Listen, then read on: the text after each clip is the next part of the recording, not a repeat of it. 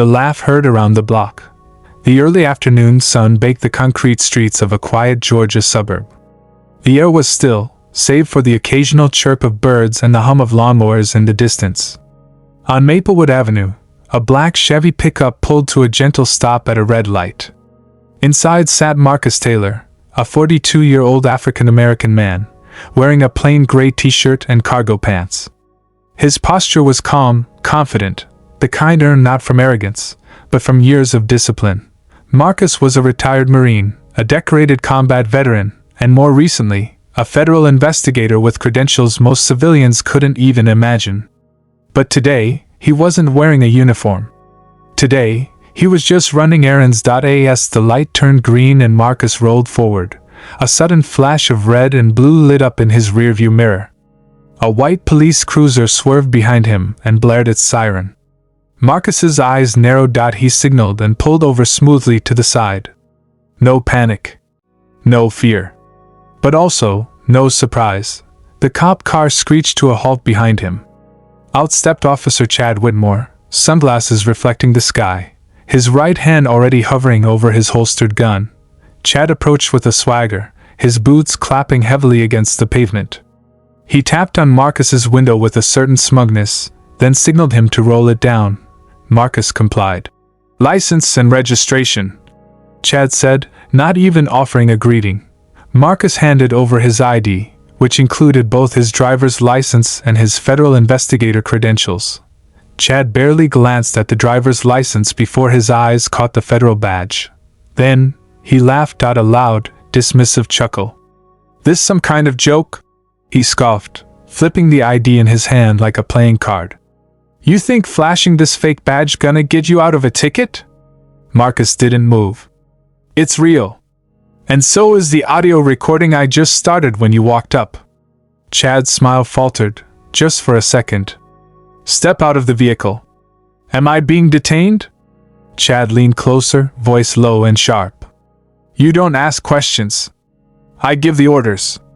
Inside the car, Marcus tapped twice on his phone, activating a second audio feed. He stepped out slowly, hands visible, body language calm. "This is a mistake," he said, but Chad didn't listen. He was already barking into his radio, calling for backup. 2 more patrol cars showed up within minutes. Neighbors peeked out of windows. Phones were raised. Marcus stood tall as the officers surrounded him, trying to twist his arm and cuff him. "I am a federal agent," he warned. "Touch me again without cause, and I will have your badge." But Chad wasn't listening. He was still laughing. "Man, you people are all the same. Always thinking you're above the law." "You people?" Marcus echoed, his voice steel now. Just then, a black SUV with government plates turned the corner. It came to a halt with authority. A tall woman in a navy blue suit stepped out, her heels clicking with urgency. It was Agent Carla Mendez, Marcus's supervisor. "What the hell is going on here?" she demanded. Chad turned, eyes wide. "Ma'am, this man presented false. He's one of ours," she barked. "He's a federal investigator under the Department of Justice. And you just made the biggest mistake of your career." The entire street fell silent. But just as Carla reached for Marcus, a fourth voice cut in, smooth, confident, but ice cold. "Before anyone goes anywhere," said the voice, "I have something to say." Everyone turned. A man in civilian clothes, bald, with piercing eyes and a long black coat, stepped forward from the sidewalk. No one had seen him arrive. He held out a badge. "Special Agent Kendrick Ross, Internal Affairs." Chad blinked. Kendrick continued. "We've been watching you for months, Officer Whitmore. Harassment. Racial profiling. Intimidation. Today, you finally gave us what we needed." Chad's jaw fell open. "You're under investigation," Kendrick said. "And this? This is going to be your reckoning." Marcus looked from Kendrick to Carla, then back at Chad, who was now as white as his pressed uniform shirt, and then Kendrick said the words that made everyone freeze. "You think you've been policing? You've been hunting. And now, the hunted becomes the watched." Officer Chad Whitmore stood frozen, the laughter drained from his face, his authority crumbling like dust beneath his boots. What was once an arrogant smirk had morphed into a twisted mix of confusion and fear. The street, once silent and still, now buzzed with whispers and raised phones. Neighbors weren't just watching, they were documenting. This was no longer a routine stop. This was a reckoning. Special Agent Kendrick Ross stepped forward, badge glinting in the sun, every step deliberate, controlled, dominant. Behind him, Agent Carla Mendez crossed her arms and nodded in quiet agreement. "We've been collecting evidence for months, Officer Whitmore," Kendrick said. "You think your body cam glitches were slick? You think your patrol logs didn't raise questions? You've pulled over 78 black men in the last 60 days. Care to explain that?" Chad opened his mouth, but nothing came out. Kendrick turned to Marcus. "Agent Taylor, you good?" Marcus nodded, but his jaw was tight. He had endured disrespect in silence for years, but this, being handcuffed, humiliated, mocked for his service, this crossed the line. Then Kendrick turned to the other officers. "Get his service weapon." The second officer, visibly uncomfortable now, hesitated before slowly reaching for Chad's sidearm. "Wait," Chad finally spoke. "You can't just—" "I can," Kendrick interrupted. "You are under federal investigation. You've been under review by Internal Affairs for nearly 4 months. Today, you gave us probable cause to escalate it to formal charges." Marcus finally spoke, voice cold as stone. "You laughed at my badge. Let's see you laugh at your own." Chad clenched his fists, looking for allies, but his fellow officers were already stepping back. Backup was gone. Support had vanished. The blue wall had cracks. Kendrick continued. "We already spoke to your precinct. Your captain is aware. But we didn't tell him everything, yet." The street was now filled with more bystanders. Someone streamed the scene live. Comments rolled in. "Yo, he's done! Veteran? Cop messed with the wrong dude. This is justice in real time." Marcus looked down at the handcuffs still dangling from his wrists. "Get these off me." Chad hesitated. "I said," Kendrick growled. "Get them off him. Now." With trembling hands, Chad removed the cuffs. Marcus stepped forward, face to face with the man who just hours ago held power over him. "You ever been to war, Officer Whitmore?" Chad didn't answer. Marcus continued. "I've seen men lose their lives in deserts halfway across the world defending the rights you abuse on a daily basis. I bled in uniform, while you hide behind yours. We ain't the same." The crowd erupted in quiet gasps. But just when it seemed like it was over, like justice had finally prevailed, Kendrick's phone buzzed. He checked it, expression tightening. "Marcus," he said, voice serious now. "We've got a bigger problem." Marcus turned. "What?" Kendrick held up his phone. "One of Whitmore's previous victims, a black teenager named Elijah Moore, was arrested last month on trumped-up charges. The body cam footage never surfaced." Carla's eyes narrowed. "You think he buried it?" Kendrick nodded. "We've got reason to believe that footage could clear Elijah, and it might prove Whitmore's pattern goes deeper than harassment. We may be looking at fabricated evidence." Chad paled. Marcus stepped in close. "Where's the footage, Whitmore?" No answer. "You want to cooperate?" Kendrick added. "Or you want to go down for obstruction too?" Chad's lip quivered. Marcus stared him down. "This isn't just about me anymore. It's about every innocent man you tried to bury." And then, just as Kendrick started to pull out his handcuffs for Chad, a black van turned the corner. It didn't have government plates. It had tinted windows and no visible logos. It rolled to a slow stop, and from the passenger side, a figure emerged. A tall white man in a navy trench coat and a brimmed hat stepped out, eyes hidden behind glasses. He walked straight toward Kendrick. "I'm Special Counsel Richard Klein," he said calmly. "And Officer Whitmore is no longer your jurisdiction." "What?" Kendrick stepped forward. "On whose orders?" Klein pulled out a document, stamped with the DOJ seal. "Direct orders from higher up," he said. "This case just became classified." Marcus's eyes widened. Carla frowned. Since when is racial profiling and abuse of power classified? Klein looked at Marcus, then Kendrick. You're asking the wrong questions. And digging in the wrong place. He turned to Chad, placing a hand on his shoulder. You're coming with me, officer. Kendrick moved to block him, but Klein snapped. Touch me and you'll be facing charges. And just like that, Chad was escorted into the van. Marcus watched it drive away in silence, questions burning in his gut. Kendrick cursed under his breath. What the hell is going on? Marcus muttered. Carla whispered. Someone just covered this up. But why? As the black van vanished into the distance with Officer Chad Whitmore inside, a heavy silence settled over the street. The same man who had mocked Marcus minutes earlier had just been pulled from the scene like a chess piece by someone with more power and more secrets. Special Agent Kendrick Ross clenched his fists, his jaw tight with frustration. The DOJ didn't just step into cases like this without a reason. Something was being buried fast. Marcus turned to Kendrick, his military instincts kicking in. You recognize that guy? Kendrick nodded slowly. Richard Klein. DOJ Special Counsel. High clearance. But the fact that he showed up at this exact moment? That's not coincidence. That's strategy. Agent Carla Mendez tapped furiously on her phone, trying to track the van's GPS, but no signal came up. They've already scrambled its ID. She muttered. This is a black-level operation. Marcus paced, heat boiling beneath his calm exterior. We had him. We had everything. Why pull him now? Kendrick pulled Marcus aside. I think we've touched something bigger than Officer Whitmore. This is no longer just about a dirty cop. It's about a system that was ready to protect him until we showed up. Marcus frowned. You think it goes higher? Kendrick's eyes narrowed.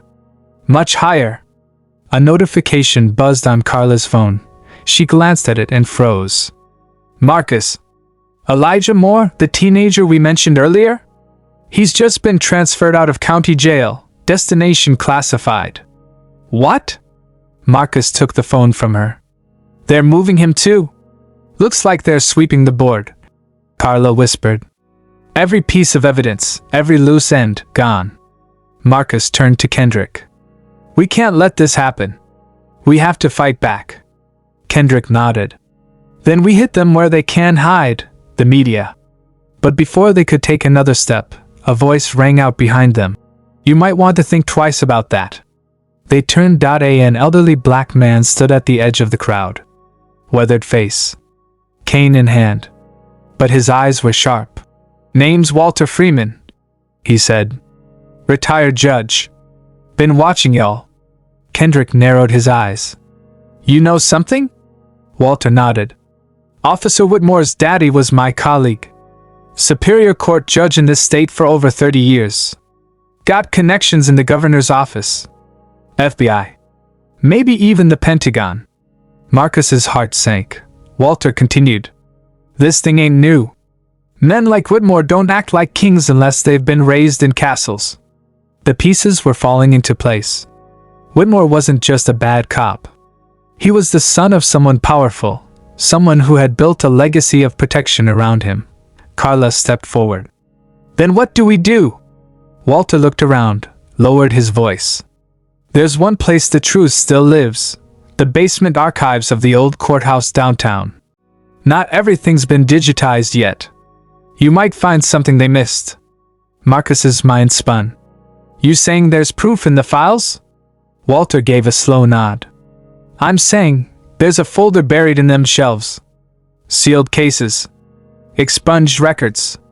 Memos from the judge's chambers, including one about a boy named Elijah Moore. You find that folder, you expose the whole house of cards. Kendrick exchanged a look with Marcus. We go tonight.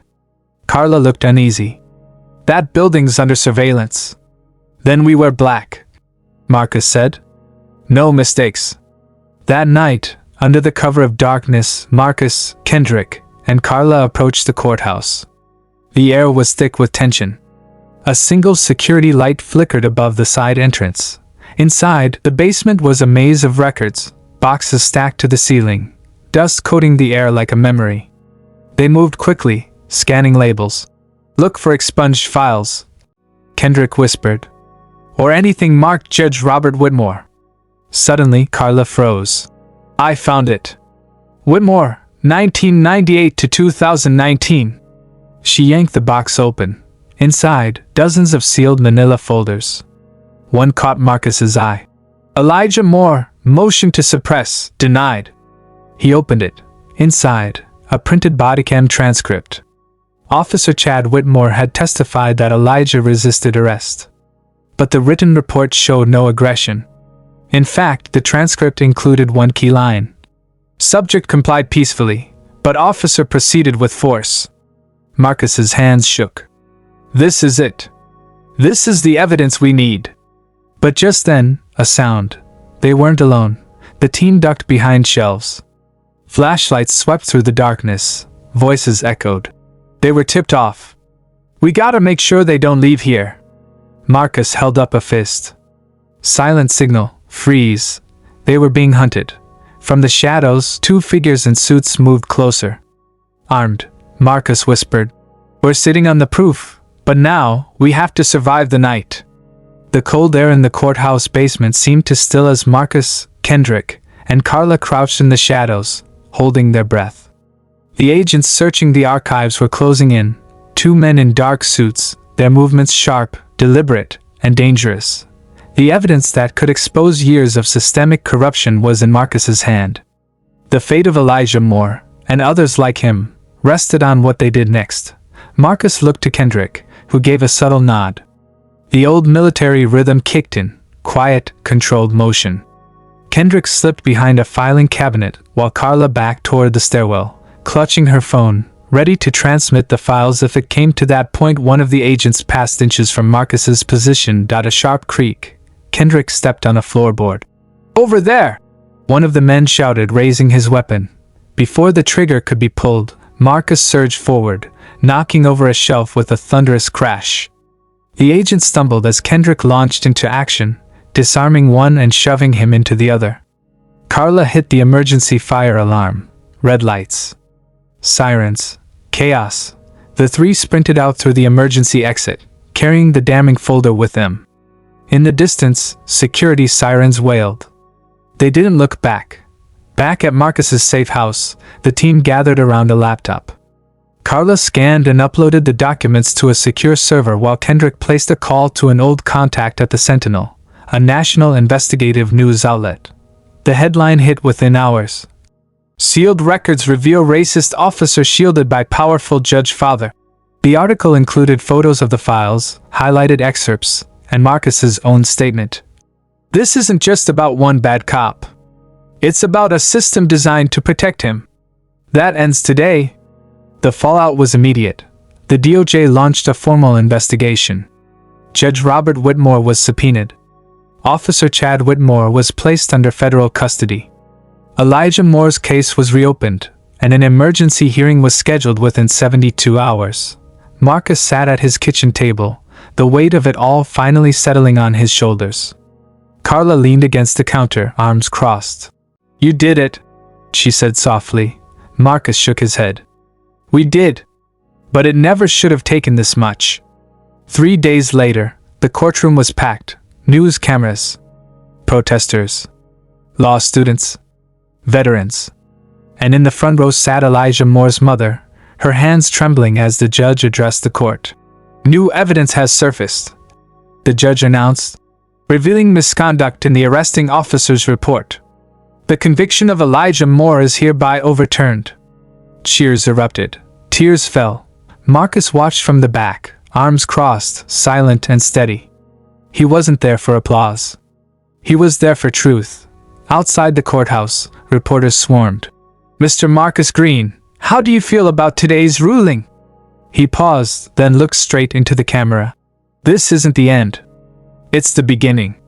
For every Elijah, there are 10 more waiting. And we're coming." 1 week later, Marcus received a letter.no return address. Handwritten.it read, "You may have won the battle. But the war is bigger than you think. You exposed one of us. But there are more. Watching. Waiting.